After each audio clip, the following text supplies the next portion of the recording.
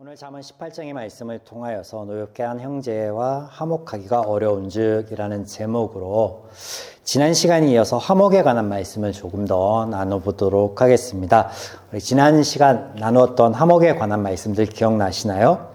말 한마디 더 내뱉는 것, 덜 내뱉는 것, 악을 손으로 갚는 것, 마음을 나눔으로 진실한 친구를 사귀고 고난 중에 가족의 버팀목이 되어주는 것, 그리고 서로에게 선한 영향력을 바라는 것으로 우리는 우리의 가정 안에 또는 더 나아가 공동체 안에 화목을 지킬 수 있다라는 하나님의 말씀을 살펴보았습니다. 이것을 위해서 꾸준히 마음의 연단이 필요하다라고 말씀하시는데, 마음의 연단이라고 하면 우리의 마음을 하나님의 말씀 앞에 지속적으로 노출하는 것을 통하여서 우리 안에 있는 하나님의 선한 마음과는 다른 어떤 죄악의 마음, 분란의 마음, 다투는 마음, 시기하는 마음, 이런 마음들을 풀무불에 은과 금을 연단하는 것 같이, 불순물을 빼어내는 것 같이 빼어내는 것, 이것이 필요하다라는 말씀을 함께 나누어 보았습니다.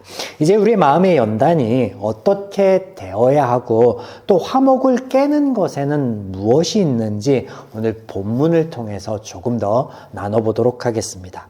1절에서 3절 말씀을 먼저 함께 보겠습니다. 무리에게서 스스로 갈라지는 자는 자기 소욕을 따르는 자라 온갖 참지혜를 배척하느니라. 자, 1절 이 말씀, 무리에게서 스스로 갈라지는 자라고 하면 족장시대, 즉 아브람 때부터요, 이스라엘 구성원들의 개개인은요, 백성이라는 이 공동체로부터 단절되는 것을, 떠나는 것을 가장 큰 불행이자 비극으로 여겼습니다. 때문에 구약 성경에 내내 빈번하게 등장하는 표현이 있는데, 그것이 뭐냐면 백성 중에 끊어지리라 라는 표현이죠. 네, 이것이 이를 방영하고 있다라 할 수 있겠습니다. 그런데 본문에는 이런 불행과 비극을 스스로 자처하는 때가 있다라고 말씀하고 있어요. 그때가 언제냐? 바로 자기 소욕을 따를 때이다 라고 말씀하시는 거예요. 여기 자기 소욕은요, 열망, 만족, 소원, 지나친 욕심 등을 의미하는 것으로 이것을 추구하는 사람, 또 이때 추구한다라고 하는 것은 단순히 이례적인 사건, 이례적인 어떤 것이 아닌 집요하고도 끊임없는 행위를 표현되고 있는 것으로 지속적으로 자기 욕심과 주장을 내세우는 것을 의미하죠. 이럴 때 공동체로부터 떠나게 된다. 그 말은 뭐예요? 공동체의 단합과 화목을 깨는 일이 발생하게 된다라는 것을 말씀하는 것이죠. 이런 행위는 나아가 참 지혜를 배척하는 것으로 소개되고 있습니다. 원어의 의미의 지혜는 이 지혜에 대한 적대적인 태도로 말하고 있는데, 잠언에서의 지혜를 하나님으로 소개하고 있음을 통하여서 이 지혜를 배척한다라는 건 뭐예요? 하나님에 대한 배척인 것이죠. 때문에 이것이 죄와 악이라고 말씀하시는 대목이 되겠습니다. 자, 2절은 미련한 자는 명철을 기뻐하지 아니하고 자기 의사를 드러내기만 기뻐하니라 라고 1절에서 말씀하신 행의 이 연장선으로서 동일한 것으로서 독선에 대해서 말씀하세요. 독선. 자기 의사만을 드러내는 것을 기뻐한다. 이것이 뭐예요? 이것이 독선이죠. 독선. 여기서 자기 의사라고 번역된 단어는 마음이라는 의미로 속사람과 의지를 가리키는 단어예요. 그래서 내 속에 있는 속사람, 나의 의지를 관철하기만을 원하는 사람, 기뻐하는 사람, 거기에만 몰두해 있는 사람, 그것을 의미하죠. 이런 사람, 이런 태도에서 우리는 두 가지의 특징을 발견하게 되는데, 그것이 무엇이냐면 하나는 배려의 결여이며 두 번째는 객관성의 상실입니다. 배려라고 하면 타인을 위하는 마음이죠. 이것이 없다라는 거예요. 객관성은요, 언제 또 누가 보아도 그렇다라고 인정되는 어떤 보편타당한 진실을 기반으로 하는데, 이것이 결여되어 있다라는 거예요. 독선에는 배려와 객관성이 결여되어 있다. 본문의 이에 대한 또 다른 수식이 그가 명철을 기뻐하지 않는 미련한 자다라고 표현하고 있습니다. 미련한 자는 명철한 자와 반대로 지금까지 우리가 잠언 강해를 통해서 쭉 살펴본 것과 같이 죄의 길을 가는 자가 미련한 자죠. 명철이 없는 자이고 지혜가 없는 자이고 또 평안이 없는 삶으로 치닫는 자다라고 표현하고 있습니다.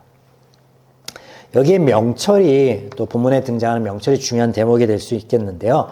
이 단어는요. 이해력 혹은 분별력이라는 의미를 가집니다. 우리는 우리 삶 가운데 수많은 선택들의 연속이라 할 수 있는 그런 삶을 살아가고 있습니다. 내가 무엇을 마실까? 무엇을 입을까? 오늘 아침에 일어나면서부터 선택을 하죠. 아담과 하와가 하나님의 말씀을 따라 선악과를 따먹을 것인지 혹은 어기고 하나님 말씀을 따라 따먹지 않을 것인지 혹은 어기고 따먹을지 이 선택의 기로 앞에 하나님의 말씀을 따르지 않고 어기는 것을 선택함으로 인하여 인류에게 하나님의 마음과 다른 죄의 마음이 들어왔습니다. 네. 우리가 창세기 강의 시간에 이미 나누었듯이 이것은 아담 한 사람의 범죄함으로 인하여 모두가 고통을 받게 되었다라는 것을 의미하는 게 아니에요. 아담이 바로 나이고 여러분이다라는 것이죠. 이후의 죄인은요, 죄의 가치관 아래서 하나님의 마음과 같이 선한 쪽으로 선택하지 못하게 되었습니다. 그러면 어떻게 선택할 수밖에 없게 되었어요? 오롯이 죄 안에서 죄의 선택만을 할 수밖에 없게 되었다. 이것을 죄의 노예가 되었다라고 기록하고 있죠. 그런데 오늘 말씀 가운데 독선에 사로잡힌 것이 분별력도 이해력도 없는 이런 상태가 바로 그 죄의 선택 아래 있는 그런 상태와 같음을 말씀하고 있다는 것이 우리가 눈여겨볼 필요가 있습니다. 자, 이 결과, 독선과 아집에 사로잡힌 결과, 이것에 대해서 3절에 이렇게 말씀하시죠. 3절. 악한 자가 이를 때에는 멸시도 따라오고 부끄러운 것이 이를 때에는 능욕도 함께 오느니라. 자, 무슨 말씀이에요? 한마디로 부끄러움을 당할 뿐이다 라고 말하는 거예요. 부끄러움을 당할 뿐이다.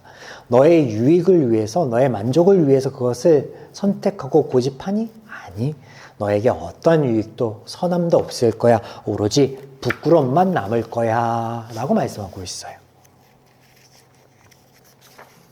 더불어 우리 마음의 연단은 오직 하나님과 하나님의 말씀만으로 가능함을 말씀하고 있었죠. 잠언에서는.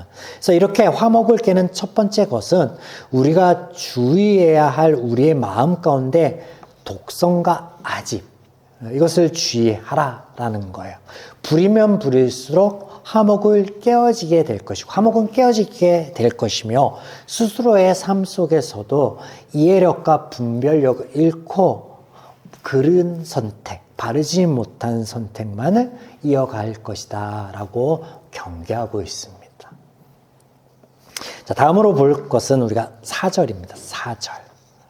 명철한 사람의 입의 말은 깊은 물과 같고 지혜의 샘은 솟구쳐 흐르는 내와 같으니라. 4절에 등장하는 명철한 말은 결국 앞서 말씀하신 독선과 아집이 아닌 객관적이고 선한 말이라고 할 수 있겠습니다. 성경에서 이것을 지속적으로 등장하는 표현을 통해서 묘사하고 있는데 물과 샘이 등장합니다. 물과 샘. 강수량이 절대적으로 부족하던 땅에 거주했던 이스라엘에게 있어 물은요, 생명과 직결되는 사안입니다. 이래서 하나님께서 그들에게 약속의 말씀, 축복의 말씀을 주시면서 이런 표현이 등장하죠. 이른 비와 늦은 비로 너희에게 복을 내릴 것이다. 네, 이것이 바로 생명과 직결되기 때문에 그렇습니다. 또 물은 목축과 농작물의 생산과도 아주 밀접한 관계가 있습니다. 때문에 풍성한 물은 삶 가운데 풍요로움을 의미하는 표현이다. 그렇게 성경 가운데서 또 표현되고 있죠. 오늘 내가 미련한 말과 독선의 말과 아집의 말, 이것을 하고 있는지 혹은 명철한 말을 하고 있는지 내가 잘 모르겠다. 그러면 어떻게 이것을 구분하고 어떻게 우리가 이것을 분별할 수 있겠습니까? 이것 하나만 아시면 돼요. 우리 관계 안에, 공동체 안에 화목이 유지되고 있는지, 그 안에 풍요로움이 있는지, 기쁨이 있는지, 넉넉함이 있는지, 아니면 반대로 분란이 있고 깨어짐이 있고 다툼이 있는지, 이것을 살펴보면 됩니다. 이것이 척도가 될 수 있겠다라고 말씀하시는 대목입니다. 자, 이어서 13절을 보겠습니다. 13절. 사연을 듣기 전에 대답하는 자는 미련하여 욕을 당하느니라. 이 13절과 더불어서 17절은요, 이 경청과 관련된 말씀이거든요. 경청. 말을 다 듣기 전에 하는 대답에 대해서 13절에 말씀하고 있는 거예요. 충분히 듣지 않고 말을 하는 조급함을 의미하는데, 이런 조급함은 욕을 당하게 된다라고 말씀하시는데, 이 욕은 앞서 우리가 살펴보았던, 이 소도에서 살펴보았던 부끄러움과 수치를 당함을 의미해요. 똑같은 결과이다라는 거예요. 어떤 게? 말을 다 듣기 전에 성급하게 대답하거나 성급하게 조언하는 것이 그와 같다. 내 아집과 내 고집으로 독선으로 말하는 것과 같다라고 하는 거죠. 자, 이와 관련돼서 탈무드에는요, 이런 격언이 있어서 좀 소개시켜 드리고자 합니다. 내가 모든 것을 저울에 달아보니 곡식의 가루보다 더 가벼운 것을 찾지 못했다. 그러나 그보다 더 가벼운 것이 있을 수 있으니 일하지 않고 처가에 붙어 사는 사람이며, 이 사람보다 더 가벼운 것은 손님이 되어서 자신의 친구까지 끌어오는 사람이다. 이보다 더 가벼운 사람이 있는데 그것은 남의 말을 듣기 전에 대답하는 자이다 라는 교훈이 있습니다. 뭐예요? 남의 말을 다 듣기 전에 섣불리 대답하는 게 가장 가벼운 사람이다. 인생에서 가장 가벼운 처사다라고 말하고 있는 거죠. 때문에 충분히 내게 말을 하고 있는 이에게 우리는 어떻게 경청할 필요가 있겠다라고 말씀하시는 거예요. 이 경청이 또한 화목을 유지하는, 관계 가운데 가족들 안에 화목을 유지하는 첩경이다라고 말씀하시는 대목이죠. 자, 연간에서 17절.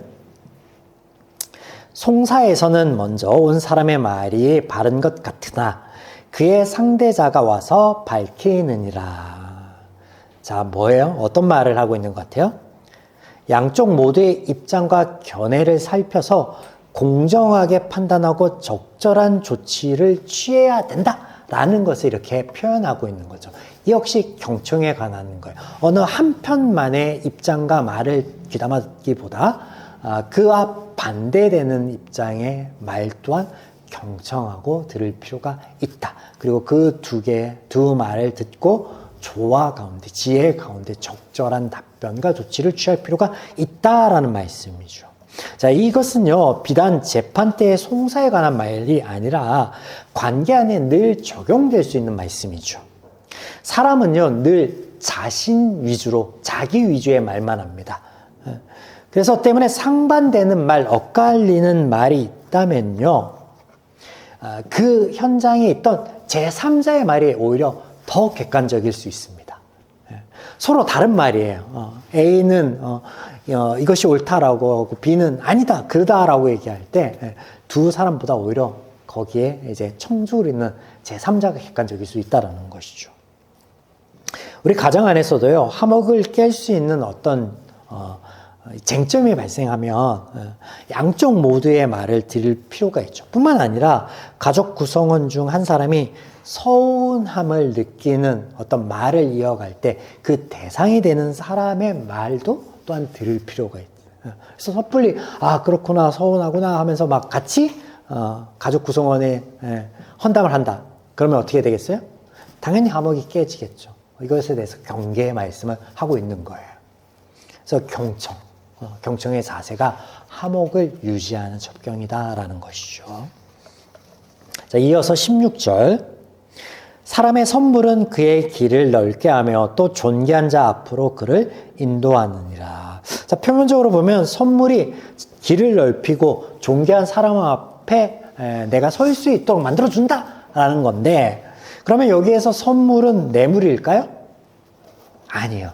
뇌물이 아니에요. 뇌물로 표현되는 원어라 다른 의미의 단어인데, 자, 여기 선물은요, 그 영어의 기프트라는 그 의미인데, 그거보다 조금 더 좀 선한 의미를 담고 있는데, 뭐 어떤 거냐면 즐거운 마음이나 호의에서 오는 어떤 선물을 의미하는 것인데, 자, 대가를 바라는 게 아니에요. 여기에는 대가를 바라는 게 아니에요. 반대로 대가를 바람으로 건네는 것이 뭐예요? 그게 뇌물입니다. 그게 뇌물이에요. 그래서 여기서 말씀하시는 선물은요, 호의와 마음인데, 즐거운 마음에서 기꺼이 누군가에게 전하는 어떤 것이 되는데, 그 안에는 대가를 바라는 게 없는 것을 의미합니다. 반대급부를 의미하잖아요. 오롯이 주는 것만 의미하는 거예요. 자, 이런 선물이 그 길을 넓게 하며 존귀한 자 앞에 인도한다라고 말씀하시는데, 이 모든 것은 관계에 대한 표현으로서요, 긍정적인 관계 또 그 관계의 폭을 원활하게 또 넓혀준다라는 의미예요. 한때 제가 모든 기념일에 대해서 그것은 상술이다라고 못 박을 때가 있었습니다. 그래서 화이트데이며 발렌타인데이며 뭐 많잖아요. 짜장면데이, 뭐 삼겹살데이, 빼빼로데이, 그 다 상술이야. 상인들이 뭔가 팔아먹기 위해서 만들어 놓은 거야. 그런 거 중요하지 않아. 이럴 때가 있었단 말이에요. 그런데 아내가 제게 그런 말을 어느 날 했습니다. 표현이 서툴고 무뚝한 당신 같은 사람이 그런 사람에게 그런 날이 필요하다. 평소에도 표현하지 않는데 그런 날을 비로소 선물 하나 전하면서, 빼빼로 하나 전하면서, 사탕 하나 전하면서, 초콜릿 하나 전하면서 사랑의 마음을 전할 수 있지 않겠느냐라고 해서 제가 그때 좀 깨달음을 얻었거든요. 그래서 저희 집에서는요, 빼빼로 데이, 화이트 데이, 발렌타인 모든 데이는 아빠가 새 여자에게 선물을 주는 날입니다. 선물이 비단 이런 물질적인 것뿐만 아니라 가족 구성원들 간의 적절한 감사와 사랑의 표현을 의미하기도 합니다. 물질이 아니어도 고마워, 정말 너 때문에 행복하네. 그런 표현들이 모두 이런 성경에서 말씀하시는 선물, 우리의 관계의 폭을 넓히고 원활하게 해주는 것이 될 수 있겠죠. 자, 우리가 끝으로 19절의 말씀을 보겠습니다. 19절.